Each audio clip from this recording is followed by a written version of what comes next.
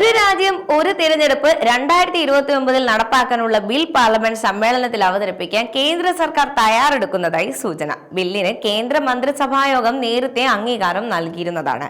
ലോക്സഭ, നിയമസഭ, തദ്ദേശ തെരഞ്ഞെടുപ്പുകൾ ഒരുമിച്ചാക്കി ചെലവ് കുറയ്ക്കാൻ ലക്ഷ്യമിടുന്ന ബിൽ പാസാക്കാൻ ഭരണഘടനയിൽ ഭേദഗതി തന്നെ വേണ്ടിവരും. പാർലമെന്റ് ബിസിനസ് ഉപദേശക സമിതി അംഗീകരിച്ച ബില്ലുകളുടെ കൂട്ടത്തിൽ ഇല്ലെങ്കിലും സപ്ലിമെന്ററിയായി കൊണ്ടുവരാനാണ് നീക്കം.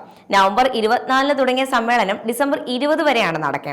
എന്നാൽ രാജ്യസഭയിൽ സിവിൽ വ്യോമയാന മേഖലയുമായും ലോക്സഭയിൽ ബാങ്കിംഗ് നിയമ ബില്ലും മാത്രമാണ് പാസ്സാക്കാൻ കഴിഞ്ഞത്. ബിൽ പാസ്സാകണമെങ്കിൽ 5 ഭരണഘടനാ വകുപ്പുകളിൽ ഭേദഗതി വേണം.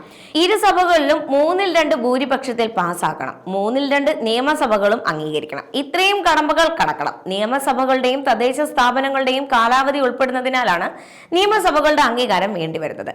നീക്കം അംഗീകരിക്കില്ലെന്ന് കോൺഗ്രസ്, തൃണമൂൽ കോൺഗ്രസ്, ആം ആദ്മി പാർട്ടി, ഇടതുകക്ഷി ഘടകങ്ങൾ അടക്കം വ്യക്തമാക്കിയിട്ടുണ്ട്. അതിനാൽ ഒരു രാജ്യം ഒരു തെരഞ്ഞെടുപ്പ് എന്ന തീരുമാനം നടപ്പിലാകാനുള്ള സാധ്യത വളരെയധികം കുറവാണ്.